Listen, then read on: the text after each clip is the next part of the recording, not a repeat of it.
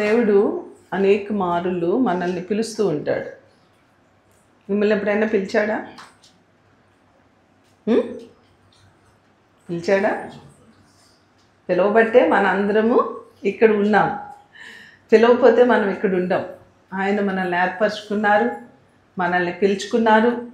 మరి ఆయన సిలువలో మన కొరకు త్యాగాన్ని చేసి మరి ఆయన త్యాగము ద్వారా మాత్రమే మనం ఇక్కడ ఉన్నాము అనే విషయం మనందరము ప్రతిదినము జ్ఞాపకం చేసుకోవాలి. దేవుడు ఆ సిలువ త్యాగాన్ని జ్ఞాపకం చేసుకోకుండా అసలు ఒక్క రోజు కూడా ఉండకూడదు. ఓకే, అదే సువార్త. సువార్త అంటే ఏంటి అంటే దేవుడు మన కొరకు ఈ లోకానికి ఎలా వచ్చారు, మరి వచ్చి ఆయన ఏం చేశారు, ఆయన ఎలా మరణించారు, మరణంలో ఉన్న శక్తి, పునరుద్ధానంలో ఉన్న శక్తిని ఎప్పటికీ మనము జ్ఞాపకం చేసుకుంటూనే ఉండాలి. చాలామంది సువార్త అంటే వాక్యము, బైబిల్లో ఆది కాండం నుంచి ప్రకటన గ్రంథం వరకు వాక్యం చెప్పడమే సువార్త అనుకుంటారు. కాదు, మెయిన్ ఏంటి అంటే క్రీస్తు మన కొరకు ఏం చేశారు అనేది జ్ఞాపకం చేసుకున్నప్పుడు మనం ఎన్నడూ కూడా తప్పిపోము, తొలగిపోము. లోకం మన ముందుంటుంది, లోకం మనకి కనిపిస్తుంది, కానీ ఈ లోకంలో ఉన్నది ఏది కూడా మనల్ని అట్రాక్ట్ చేయదు, మనల్ని టెంప్ట్ చేయదు. సో అదంతా వేస్ట్, చెత్త అనమాట. మనము వేస్ట్ అంతా ఏం చేస్తాము? డస్ట్బిన్లో పడేస్తాం. డస్ట్బిన్లో ఇంట్లో ఉంచుకుంటామా? నైట్ అయ్యేటప్పటికి నేను మా పిల్లలకి చెప్తా, అరే నైట్ ఆ డస్ట్బిన్ని లోపల ఉంచొద్దు కిచెన్లో. ఓకే, నైట్ అది వెళ్ళిపోవాలి బయటికి, లేకపోతే ఇల్లంతా ఏమైపోతుంది, వాసన వచ్చేస్తుంది కదా. అందుకని అసలు అది ఇంట్లో ఉండడానికి మనం ఇష్టపడము, అది బయట ఉండాలి. సో అలా ఈ లోకం అంతా ఏంటంటే ఒక డస్ట్బిన్ లాంటిది అనమాట, చెత్త. అది ఉపయోగించుకుంటావు, అప్పటికి ఉపయోగించుకుంటావు, ఆ తర్వాత దానిని మనము తీసుకోకూడదు. దాన్ని ఎంతవరకు అంతవరకే, అంతా చెత్త. దేవుని సన్నిధితో పోలిస్తే, దేవుని ప్రేమతో పోలిస్తే, దేవుని మహిమతో పోలిస్తే, పరలోకంతో పోలిస్తే, పైనున్న వాటితో పోలిస్తే ఈ లోకమంతా చెత్తతో సమానము అన్నమాట. కాబట్టి మీరు ఆ అవగాహన కలిగి ఉండాలి. దేవుడు మనల్ని ప్రత్యేకపరిచారు. ఏం చేశారు? దేవుడు మనల్ని ప్రత్యేకపరిచారు. మనం అందరిలాంటి వారము కాదండి, మనము ప్రత్యేకింపబడిన వారం.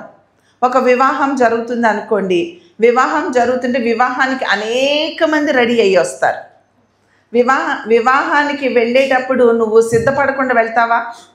అందమైన చీర కట్టుకోకుండా, చక్కని సూటు బూటు వేసుకోకుండా పెళ్ళికి వెళ్తారా? ఎవరైనా వెళ్ళరు. నీకున్న దానిలో ది బెస్ట్ చూస్తావు, లేకపోతే కొనుక్కొనైనా ది బెస్ట్గా వెళ్తావు. నీ పెళ్ళి కాదు కదా, ఎందుకు నువ్వు రెడీ అవుతున్నావు కదా, అయినా రెడీ అయ్యి వెళ్తారు. ఎంత రెడీ అయ్యి వెళ్ళినా ఆ రెడీ అయ్యి వచ్చిన వాళ్ళు అందరికంటే పెళ్లి కూతురు పెళ్లి కొడుకు ప్రత్యేకంగా ఉంటారా? ఉండరా? ఉంటారు కదా. సో ఎంతమంది రెడీ అయ్యారు, మరి వీరు రెడీ అయిన దానికి ఏంటండి ప్రత్యేకత కదా. మనం ఈజీగా ఐడెంటిఫై చేస్తామా చేయమా? పెళ్లి కొడుకు ఎవరో పెళ్లి కూతురు ఎవరో ఈజీగా ఐడెంటిఫై చేస్తాం కదా. అలానే ఈ వరల్డ్ మొత్తంలో ఉన్న వారికి మనకి ఉన్న ప్రత్యేకత అది.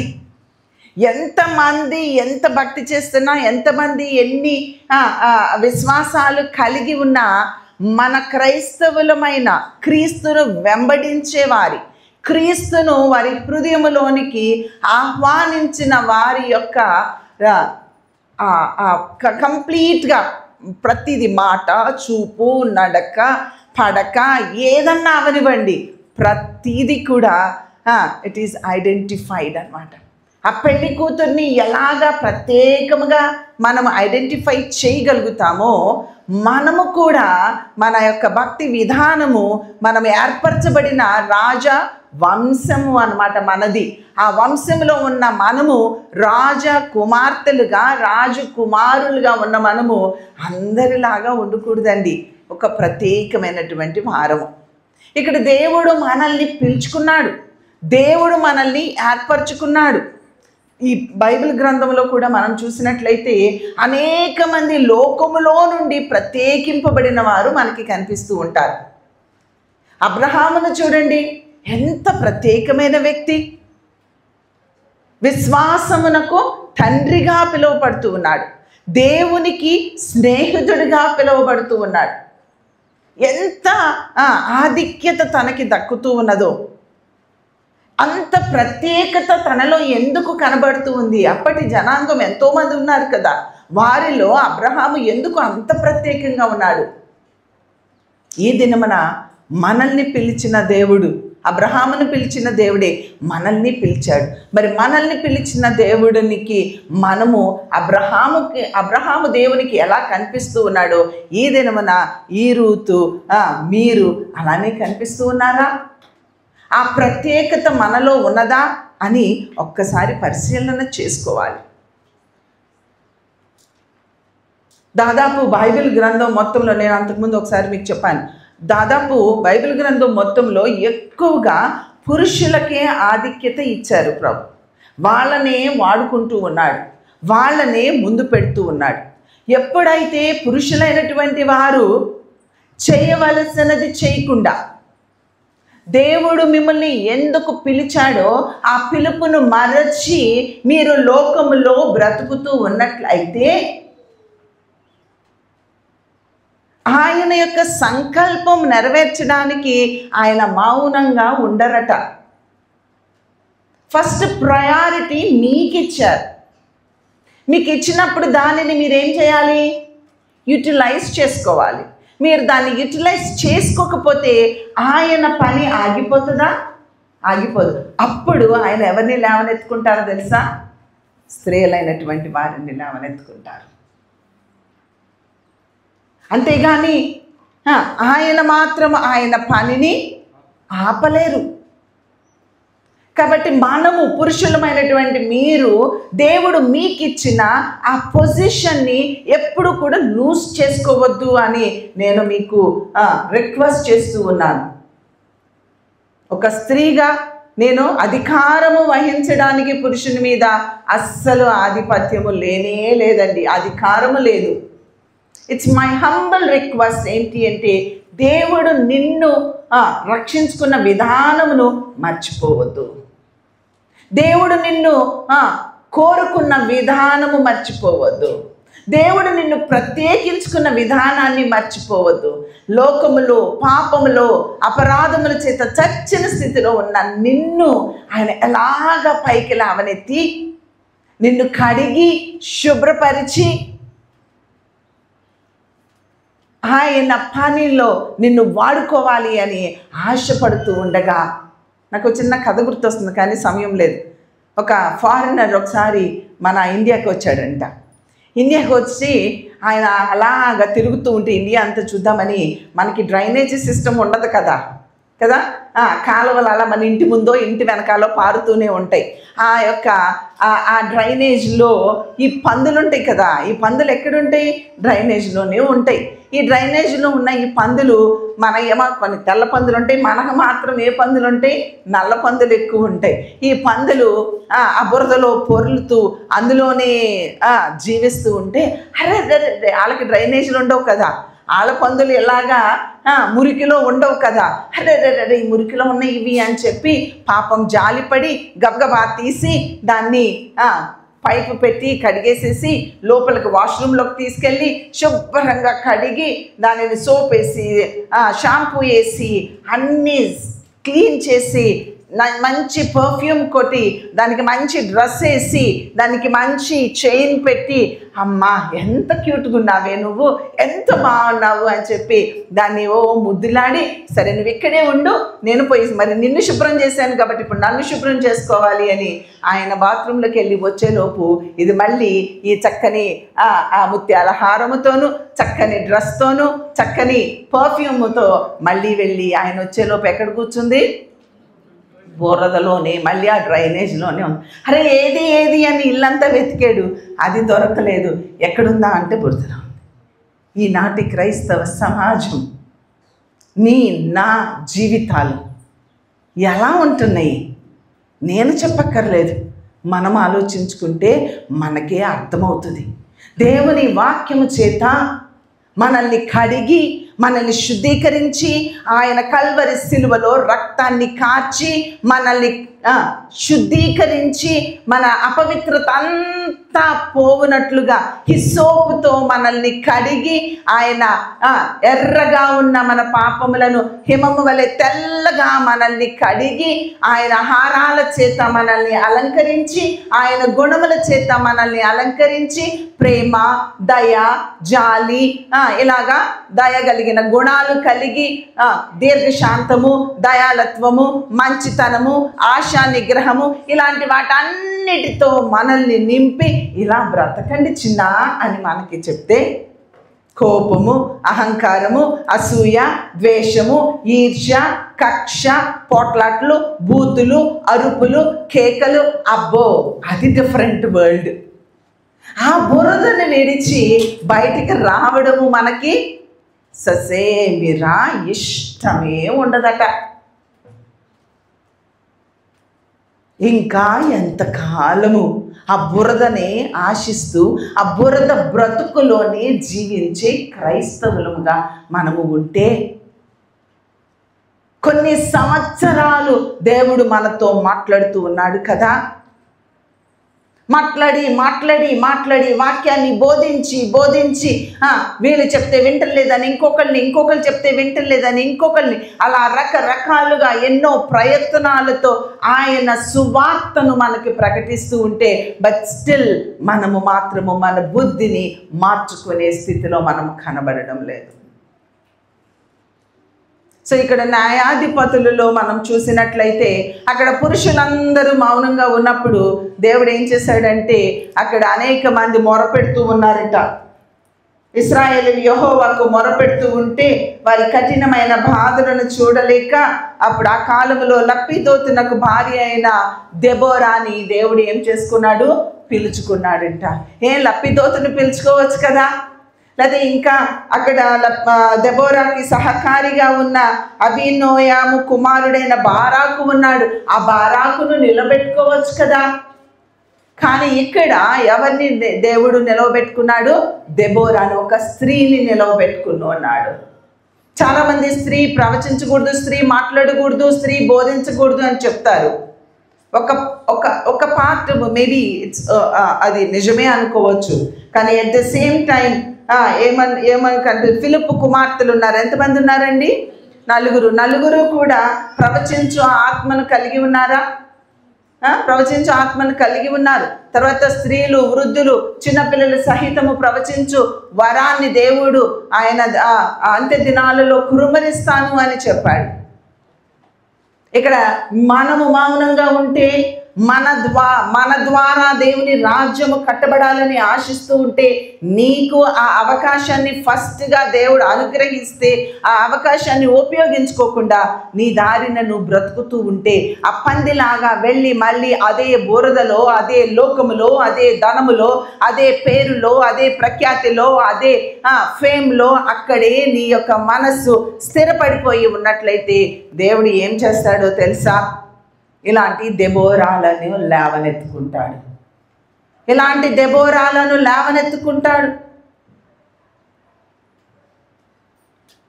దెబోరా మేల్కొనుము. చూడండి 5వ న్యాయాధిపతులు 5:12 మనం చూస్తాము. మొత్తం జయం వచ్చిన తర్వాత కీర్తనలో మనకు అది కనిపిస్తుంది. దెబోరా మేల్కొనుము, దెబోరా మేల్కొనుము, బారాకు కీర్తన పాడుము, అబీనోయము కుమారుడా లెమ్ము, చెరపట్టిన వారిని చెరపట్టుము. దేవుడు ఈ దినమున ఆ దెబోరా అనే పేరు దగ్గర నీ పేరు పెట్టుకో. లేమ్మా, లెగు. నిద్రపోతున్నావా? సోమరిగా ఉన్నావా? లోకంలో ఉన్నావా? లోక ఆశలతో ఉన్నావా? లోక ఇచ్చలతో ఉన్నావా? శరీర సంబంధమైన ఆశలు కలిగినటువంటి వ్యక్తిగా ఉన్నావా?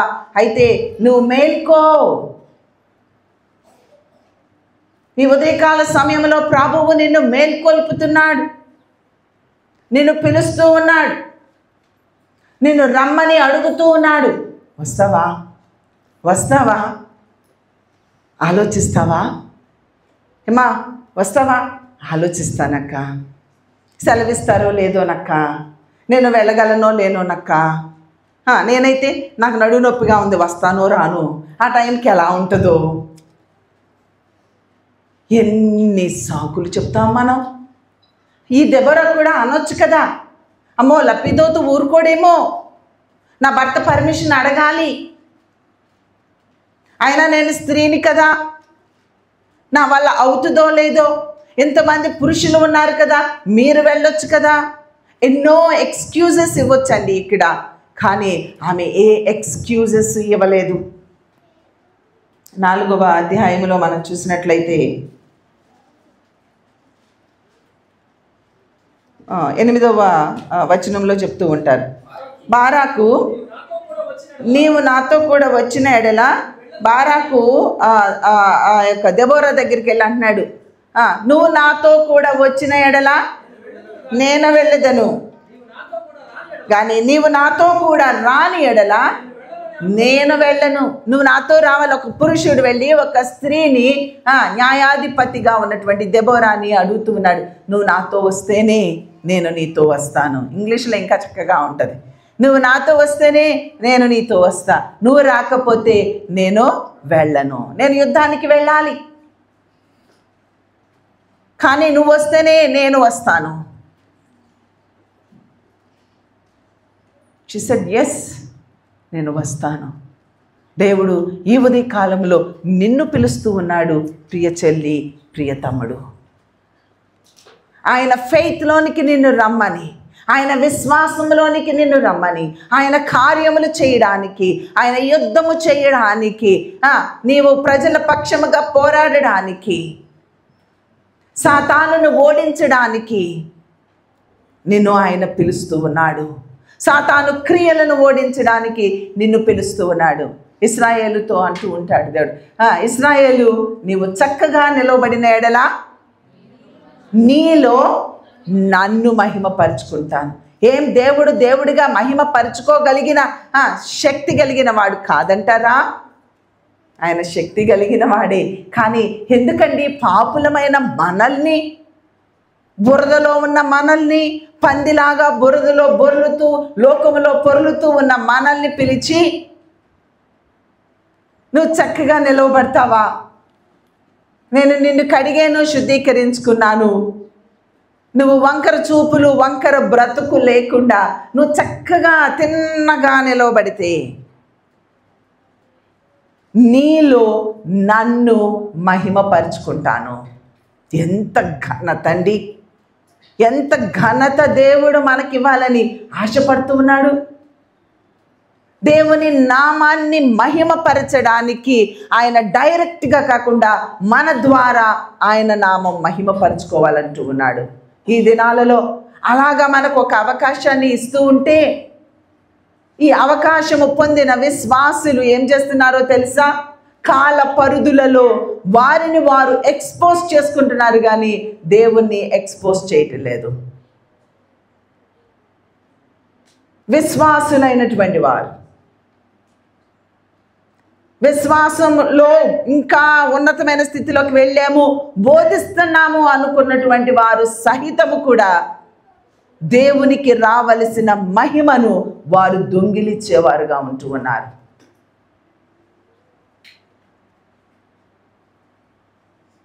దేవునికి మహిమ, ఘనత, ప్రభావాలు మనం చెల్లించాలండి, అంతేగాని అవి మనము తీసుకోకూడదు. ఈ దినాలలో దేవునికి రావలసిన మహిమను అనేక కోణాలలో మనము దానిని దొంగిలిస్తూ ఉన్నాము. దొంగిలించట్లేదు అని చెప్పుకుంటూనే దానిని దొంగిలిస్తూ ఉన్నటువంటి దొంగలుగా మనము బ్రతుకుతూ ఉన్నాము అనేది మనం అవగాహన చేసుకోవాలి. ఇక్కడ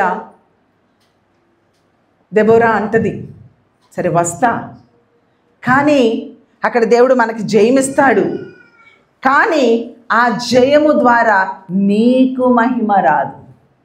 చూడండి, దాని కిందే ఉంటుంది చక్కని మాట, యెహోవా ఒక స్త్రీ చేతికి సిసెరాను అప్పగిస్తాడు. ఇంకా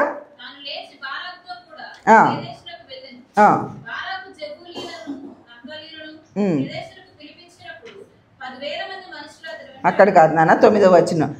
ఆమె, నీతో నేను అగత్యముగా వచ్చేదను, అయితే నీవు చేయు ప్రయాణము వలన నీకు ఘనత కలుగదు.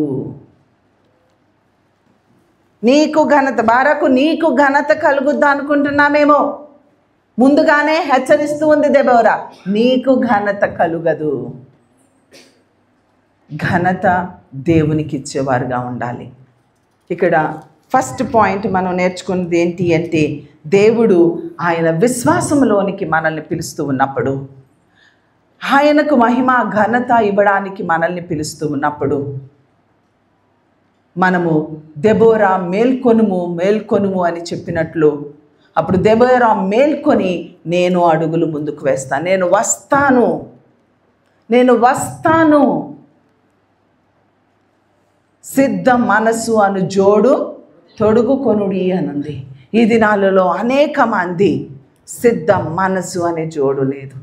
దేవుని పనికి, దేవుని కార్యములకు, అసలు నిన్ను పిలిస్తే, నిన్ను ఒక మీటింగ్కి పిలిస్తే, నిన్ను ఒక దేవుని కార్యానికి పిలిస్తే, నిన్ను ఒక గృహ కూడికకు పిలిస్తే, నిన్ను ఒక చాటకి రమ్మంటే నీకు ఎంత రిస్క్ తీసుకొని నువ్వు వెళ్ళాలి. ఒకసారి ఆలోచించండి మీరు, ఎంత రిస్క్ చేయాలి నువ్వు?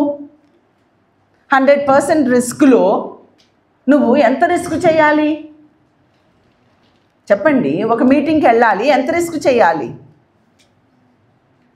రిస్క్ ఏమైనా చేయాలా? నాట్ ఈవెన్ 1% రిస్క్ అండి. మీరందరూ మంచి ఉద్యోగస్తులు, మంచి ధనము కలిగిన వారు, మంచి ఆస్తి అంతస్తులు కలిగిన వారు, మంచి వస్త్రాలు కలిగిన వారు, మంచి వాహనాలు కలిగిన వారు, మీకేం తక్కువ ఉందండి రిస్క్ చేయడానికి?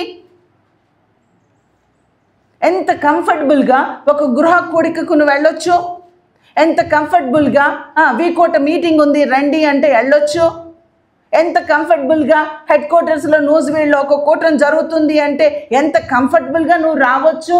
But you never come forward for anything. ఇక్కడ దెబోరాని పిలిస్తే, దెబోరాని పిలిచింది ఒక మీటింగ్ కోసం కాదు, ఆ మీటింగ్లో ఇచ్చే స్నాక్స్ తినటం కొరకు కాదు, సరదాగా వెళ్ళి కూర్చొని కబుర్లు చెప్పడానికి కాదు, ఆరాంసే కూర్చోడానికి కాదండి. ఇక్కడ దెబోరాని పిలుస్తూ ఉన్నది ఎంత రిస్క్ చేయాలో తెలుసా? యుద్ధానికండి పిలుస్తూ ఉన్నది. యుద్ధానికి ఒక స్త్రీ ముందుకు వెళ్తూ ఉంటే ఆ యుద్ధములో ఎలాంటి వాళ్ళకి ఎంతమంది 900 సిసేరా 900 రథాలను పట్టుకొని, ఇనుప రథాలు, వాళ్ళ పక్షంగా ఉన్నటువంటి ఆ యొక్క జనులు ఎంతోమంది ఈ వీళ్ళ మీద పడిపోతారు. కానీ వీళ్ళ పక్షంగా వెళ్ళేది ఎంతమంది? 10,000 మందితోనే దేవుడు వెళ్ళమని చెప్తాడు. ఆ 10,000 మంది plus Deborah plus Sisera, Barak, అంతే వెళ్తారు. ఇటు చూస్తే ఎంత బలగం ఉంది, ఇటు చూస్తే మనుషులు మాత్రమే కనబడుతూ ఉన్నారు. ఎంత ప్రాణాన్ని రిస్క్లో పెట్టుకొని వాళ్ళు అడుగులు ముందుకు వేస్తున్నారో కనపడుతుందా మీకు? అర్థమవుతుందా మీకు? అంత రిస్క్ చేయడానికి దెబోరా వెనక అడుగు వేయలేదు. నువ్వు ఏ రిస్క్ లేని దానికి రమ్మంటేనే నువ్వు వెనక అడుగు వేస్తున్నావు. So compare with her. ఒక స్త్రీ అండి, పురుషులు కంపేర్ చేసుకోండి. ఒక స్త్రీ, వేర్ ఆర్ వి? మనం ఎక్కడున్నాము? మన భక్తి ఎక్కడా? మన విశ్వాసము ఎక్కడా? మన త్యాగము ఎక్కడా? ఎక్కడున్నాము? ఎక్కడో మైనస్లో ఉన్నామండి, జీరోలో కూడా లేము. ఎంత నిజంగా ఇది మీకు చెప్తూ ఉంటుంటేనే నాకే సిగ్గేస్తూ ఉంది. ఆ ఫెయిత్లోనికి ఇంకా రాలేని వారుగా ఉంటూ వి బోస్ట్ అవర్ సెల్ఫ్స్. ఏదో ప్రార్థన చేస్తే ఆ ప్రార్థన దేవుడు వినేసి నీకు ఏదో చేసేసాడని నువ్వు, అది మన సాక్ష్యం. ఈ సాక్ష్యాలండి దేవునికి కావాల్సింది. ఈ సాక్ష్యము కలిగిన విశ్వాసుల్ని తయారు చేయమని దేవుడు మనల్ని ఇక్కడ ఈ బెంగళూరులో, ఇక్కడ ఈ ఎల్ఏఎఫ్ సహవాసంలో, ఈ బీజేఎంసీలో మనల్ని ఎందుకు పెట్టాడంటే దెబోరాల లాంటి వారిని తయారు చేయండి అని. కానీ మనం అలా లేమే. ఒక్కరున్నారా? కనీసము ఒక్కరున్నారా? లేమే. ప్లీజ్ ఆలోచించండి, ఆలోచించండి. ఇలా లేకపోతే మనం చాలా నష్టపోతాం. దేవుని కార్యాలు జరగవు. ముందుగా నన్ను ఎన్నుకున్నాడు. కానీ మనం మౌనంగా ఉంటే దేవుడు మరొక దిక్కు నుంచి ఎస్తేరుతో అంటాడు, నిన్ను ఈ స్థానంలో పెట్టింది ఎందుకమ్మా ఎస్తేరు? నువ్వు మౌనంగా ఉంటే యూదులకు సహాయము మరొక దిక్కు నుండి వస్తుంది. ఇక్కడ ఇంకొక మాట, టైం అయిపోతుంది, ఇంకొక మాట చెప్తాను. ఇక్కడ విశ్వాసంలోకి పిలిచారు, దెబోరా వచ్చింది, అక్కడ అడుగులు ముందుకు వేస్తూ ఉంది. చాలా థర్డ్ పాయింట్, యాక్చువల్గా అది రిస్క్ తీసుకుంది. ఆ రిస్క్లో తను అడుగులు ముందుకు వేసింది, తనకి విజయం వస్తుంది. ఆ దేవుడు దెబోరా చెప్పినట్లుగానే తను ఏం చేస్తుంది అంటే ఆ పురుషుడు అయిన బారాకు చేతిలో కాకుండా ఎవరి ద్వారా? యాయేలు ద్వారా ఆ విజయాన్ని కలుగు చేస్తాడు. యాయేలు కూడా ఎంత గ్రేట్ లేడీ అండి, ఎంత గ్రేట్ లేడీ. అసలు ఎంత భయంకరమైనటువంటి సిచ్యువేషన్, రిస్క్లో ఉంటే పాపం మీ సిసేరా ఏం చేస్తాడంటే గబగబా ఆమె దగ్గరికి వెళ్తే పడుకో, మంచినీళ్ళు ఇవ్వమ్మ, కొంచెం ప్రాణభయంతో ఉన్నాడు, యుద్ధ భయంతో ఉన్నాడు. ఈ యొక్క ప్రాణభయంతో పోయి కొంచెం మంచినీళ్ళు అంటే మంచినీళ్ళు ఇచ్చిందా? మంచినీళ్ళకు బదులు పాలిస్తుంది. అది అలా నిద్రపోతూ ఉంటే ఆ నిద్రపోయిన తర్వాత ఎవరన్నా వస్తారేమో, నువ్వు గుడారం దగ్గర కాపలా ఉండమ్మా, నా ప్రాణాన్ని రక్షించమ్మా అన్నట్లుగా కాపలా ఉండు, ఎవరికి నేను ఇక్కడ ఉన్నానని చెప్పకు అని చెప్తే మంచి నిద్రలోకి వెళ్ళే వరకు కాపలా కాసిందండి. తర్వాత గుడారపు మేకు తీసుకొని కణతల్లో పెట్టి టప్ప అసలు ఎంత ధైర్యం కావాలి ఒక స్త్రీకి ఆ పని చేయాలంటే. కానీ తనలో ఉన్న దేవుని పట్ల, ఇశ్రాయేలీల పట్ల ఆ యొక్క జెలస్ అనేది, ఆ యొక్క పట్టుదల అనేది, ఆ ప్రేమ అనేది ఆ యొక్క యావేలులో కనిపిస్తూ ఉంది మనకి. అలా పట్టుకొని తర్వాత అరుస్తూ ఉంది కిటికీ నుంచి, రండి మనకి జయం వచ్చింది, వీడు లేడు ఇక. అబ్బా, అలాంటి స్త్రీలు కావాలండి, అలాంటి స్త్రీలు కావాలి. నశించిపోతూ ఉన్నాయండి ఆత్మలు.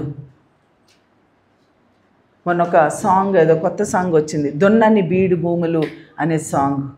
మరి ఎంతమంది విన్నారు? దున్నని బీడు భూములు ఎన్నో ఉన్నాయండి. ఆ బీడు భూముల్లోనికి వెళ్ళడానికి నీ నడుమును బిగించుకొని దెబోరా లాగా, యాయేలు లాగా అడుగులు ముందుకు వేయవలసినటువంటి మీరు, దేవుడు మీకు ఇచ్చిన కంఫర్ట్స్, మీకు ఇచ్చిన లగ్జరియస్ లైఫ్ని అనుభవిస్తూ దేవుని పనికి అడుగులు ముందుకు వేయిరా?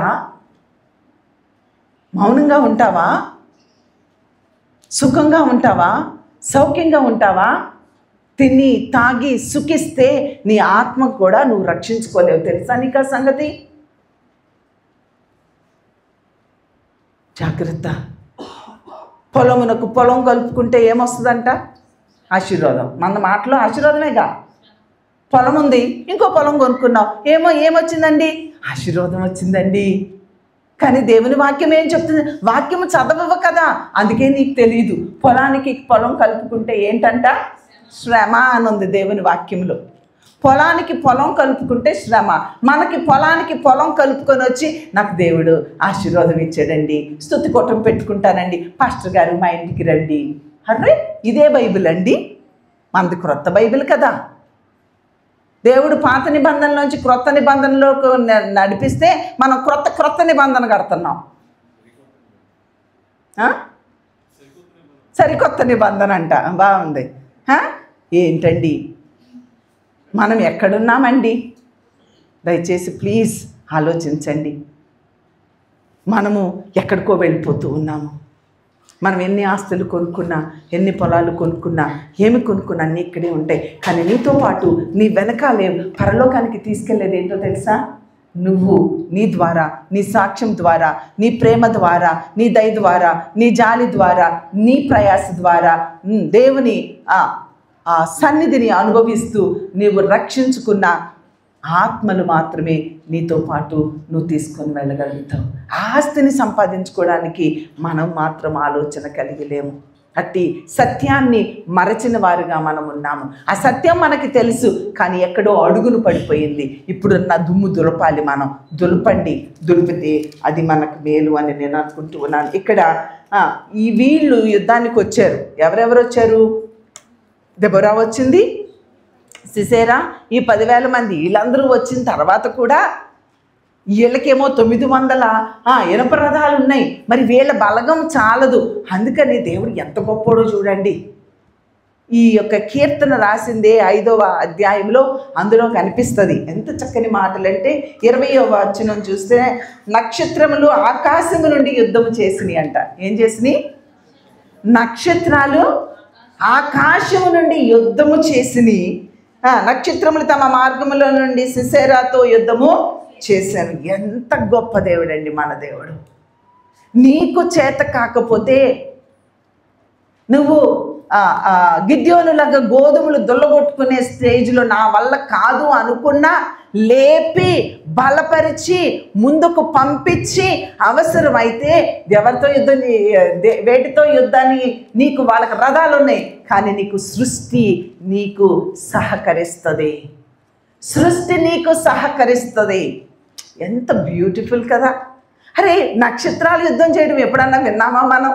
నక్షత్రాలు యుద్ధం చేస్తున్నాయి. ఇంకా కొంచెం వెనక్కి వచ్చినట్లయితే 4th verseలో మనం చూసినట్లయితే, యెహోవా నీవు సేయరు నుండి బయలుదేరినప్పుడు, ఏదోము పొలములో నుండి బయలుదేరినప్పుడు భూమి వణకెను, ఆకాశము నీళ్లను కురిపించెను, మేఘములు వర్షం. పెద్ద వర్షం వచ్చేస్తుందండి. ఆ వర్షంలో బురద బురద అయిపోతుంటే ఈ 900 ఇనప రథాలు కదులుతాయా? బురదలో కదులుతాయా అండి? కదలవు. అవి ఏమీ చెయ్యలేవు. వీళ్ళ రథాల మీద ఆధారపడ్డారు. మనము ఎవరి మీద? అందుకని దావీదు అంటాడు, యుద్ధము యెహోవాదే, యుద్ధము యెహోవాదే. అరే, నీ వల్ల కాకపోతే సృష్టిని నీకు సహాయము చేసేలాగా చేయగలిగిన దేవుడు మన పక్షంగా ఉన్నాడు. కాబట్టి ఇక్కడ నీవు ఒక్కసారి ఆలోచించు. ఈ ఉదయకాల సమయంలో దెబోరా మేల్కొనుము అని దేవుడు పిలుస్తూ ఉన్నాడు. నీ పేరు ఋతు, మేల్కో మేల్కో అని దేవుడు నన్ను పిలుస్తూ ఉన్నాడు. ఈరోజు నిన్ను పిలుస్తూ ఉన్నాడు. మేల్కొంటావా? దెబోరా అడుగులు ముందుకు వేసినట్లుగా అడుగులు ముందుకు వేస్తావా? ప్రాణాన్ని రిస్క్లో పెట్టైనా సరే అడుగులు ముందుకు వేయగలిగిన విశ్వాసంలోనికి నీవు రాగలుగుతావా? అప్పుడు సృష్టి కూడా నీకు సహకరిస్తుంది. విజయము మనదవుతుంది. నశించిపోచిన ఆత్మలు ఎన్నో ఉన్నాయండి. నీ చుట్టూనే ఉన్నాయి, నీ ఆఫీసుల్లోనే ఉన్నాయి, నీ ఇంట్లోనే ఉన్నాయి, నీ ఇంటి పక్కనే ఉన్నాయి, నీ ఇంటి ముందున్నాయి, నీ ఇంటి వెనకాల ఉన్నాయి. మన చుట్టూ ఆత్మ రక్షణ లేని వారు ఎంతోమంది ఉన్నారు. దున్నని భూములు ఎన్నో ఉన్నాయి. ఆ దున్నని బీడు భూముల్లోనికి నువ్వు నేను వెళ్ళాలని దేవుడు ఆశపడుతూ ఉన్నాడు. నడుములను బిగించుకుందామా? మనం ఇంకా మనకున్న ఆ ఆస్తులు చాలవని పొలానికి పొలం కలుపుకోవడం కాదు, కానీ మనందరూ దేవుడు ఆశీర్వదించిన కొలది మన క్రొత్త నిబంధనలో ఉంటుంది. దేవుడు మిమ్మల్ని ఆశీర్వదించిన కొలది దేవుని యొక్క మందిరములోని ఖజానాలో ఏం చేయాలంట? ధనాన్ని సమకూరుస్తూ ఉండాలట. దేవుడు మనల్ని దీవించింది మన ఖజానాలో మన యొక్క బ్యాంక్ బ్యాలెన్స్లు పెంచుకోవడానికి కాదు, కానీ అవన్నిటినీ సమకూర్చుకొని యాజ్ ఎ సంఘముగా దున్నని బీడు భూములు ఎక్కడున్నాయో అక్కడికి వెళ్ళి మందిరాలు నిర్మించి ఆ మందిరాలలో నీవు నేను ప్రయాసపడి దేవుని ఆ కార్యముల కొరకు అడుగులు ముందుకు వేయవలసిన వారము. ఈ విషయం ప్రార్థన చేస్తావా? ఈ విషయం ప్రార్థన చేస్తావా? నేను నిన్నే కొంతమంది తమ్ముళ్ళతో చెల్లెళ్ళతో మాట్లాడుతూ ఉన్నాను. ఫలానా చోట ఒక సెంటర్ స్టార్ట్ చేయాలని ఉంది, ఫలానా చోట ఒక సెంటర్ స్టార్ట్ చేయాలని. దున్నని బీడు భూములు ఎన్నో ఉన్నాయి. మన టైం అయిపోతుంది, వయసు అయిపోతుంది, ఆరోగ్యం పోతూ ఉంది. ఇప్పటికైనా మనం మౌనంగా ఉంటే, సుఖంగా సౌఖ్యంగా దేవుడిచ్చిన కంఫర్ట్స్లో మనం అలా ఉండిపోతే దేవుని పని చేయలేము. దేవునికి లెక్క అప్పగించాలి. ప్రియ చెల్లి, ప్రియ తమ్ముడు, సంఘంగా ముందు దేవుడు నిన్ను పిలుస్తున్నాడు. నువ్వు అడుగులు ముందుకు వేస్తే దాన్ని మన పిలవబడిన మనము ఆయన సంకల్పాన్ని ఎరగగలిగిన వారముగా ఉండి ఆయన పనులు మనం చేసినట్లయితే ఎంతో అన్నయ్య మనకి పదే పదే రాకడ సమీపంగా ఉందని చెప్తున్నారు. ఇప్పటికీ కూడా మనం మేల్కోకపోతే, ఇప్పటికీ కూడా మన మైండ్స్ని అనలైజ్ చేసుకోకపోతే, ఇప్పటికీ కూడా మనం అడుగులు ముందుకు వేయకపోతే దేవుని రాజ్యాన్ని కట్టడానికి నేను చెప్పినట్లుగా నీవు దేవుని స్తుతించకపోతే ఎవరు స్తుతిస్తారట? రాళ్ళు స్తుతిస్తారు. నువ్వు యుద్ధం చేయకపోతే ఎవరు చేస్తారు? నక్షత్రాలు చేస్తాయి, వర్షం చేస్తుంది, మేఘాలు చేస్తాయి. నువ్వు దేవుని రాజ్యం కొరకు నువ్వు ముందుకు రాకపోతే, యాజ్ ఎ బీజేఎంసీ చర్చ్గా మనము ముందుకు వెళ్ళకపోతే, God will lift somebody else. But you are the loser, don't forget that. రేపొద్దున్న ఆయన దగ్గరికి వెళ్ళాక, అమ్మా నీకు ఒక అవకాశం ఇచ్చాను, మధుకర్ నీకు ఒక అవకాశం ఇచ్చాను, సంసోను నీకు ఒక అవకాశం ఇచ్చాను, ఆశీషు నీకు ఒక అవకాశం ఇచ్చాను, సత్య నీకు ఒక అవకాశం ఇచ్చాను, థామస్సు నీకు ఒక అవకాశం ఇచ్చాను, కిషోరు నీకు ఒక అవకాశం ఇచ్చాను, రాజు నీకు ఒక అవకాశం ఇచ్చాను అని మీ పేర్లందరూ చెప్పి మన కుటుంబాలకి ఇచ్చినటువంటి అవకాశాలను మనం గనక కాలదనుకుంటే, నీకు ఇచ్చానమ్మా నువ్వు ఉపయోగించుకోవాలా, పలానా వాళ్ళు ఉపయోగించుకున్నారు, పలానా సంఘం వాళ్ళు ఉపయోగించుకున్నారు, పలానా ఏ సంఘం లేకోకుండా ఎక్కడో దేవా నాకు కావాలి నువ్వు అనుకున్న వాళ్ళని లేపైనా వాడుకుంటాడు. అవసరమైతే రాళ్ల ద్వారా సువార్తను ప్రకటిస్తాడు. ఆ స్తుతి యాగాలు రాళ్ల ద్వారా చేయించుకుంటాడు. కానీ నీవు నేను నష్టపోతాము. మేల్కొంటామా? దయచేసి మేల్కోవాలి అనుకుంటే లేచి నిలబడి చిన్న ప్రార్థన చేస్తావా? ముందుగా నన్ను రక్షించుకున్నావు కదా అయ్యా, ముందుగా నన్ను పిలుచుకున్నావు కదా అయ్యా. పందిలాగా బురదలో పొర్లుతూ ఉన్న నన్ను కడిగి శుద్ధి చేసి పైకి లేవనెత్తావు కదా నాన్న. అయినా మళ్ళా పందిలాగా లోకం వైపే వెళ్ళిపోతూ ఉన్నాను, లోకాన్ని సంపాదించుకోవడానికి ప్రయాసపడుతున్నాను. నువ్వు నాకు ఇచ్చిన దీవెనలన్నీ నీ రాజ్యాన్ని కట్టడానికి, మందిరాలు నిర్మించడానికి, మనుషుల సమకూర్పు కొరకు, ఆత్మ కార్యాలు జరగడం కొరకు నేను అడుగులు ముందుకు వేయవలసిన నేను సుఖంగా సౌఖ్యంగా ఉంటూ నీ కార్యాలు అలక్ష్యం చేస్తున్నాను నాన్న, నన్ను క్షమించువా అని ఒక్క చిన్న మాట పలుకుతావా? నీ స్వరము వినాలని యేసయ్య ఆశపడుతూ ఉన్నాడు. మౌనంగా ఉండే సమయం కాదు. దేవుని ఆత్మను నీవు త్రోసివేసినట్లయితే, ప్రార్థించాలని అనిపిస్తున్నా ప్రార్థించకపోయినట్లయితే, చేయాలని అనిపిస్తున్నా చేయకుండా నీవు లోకం వైపు చూస్తూ ఉన్నట్లయితే, దేవుని వెలుగును నువ్వు త్రోసిపుచ్చుతూ ఉన్నట్లయితే, ఇక అంతకు మించిన శాపము మరొకటి మనకి ఉండదండి.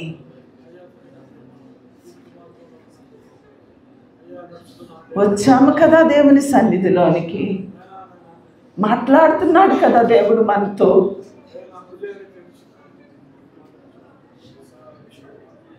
దెబోరా మేల్కో అన్నప్పుడు అడుగులు ముందుకు వేసింది కదా.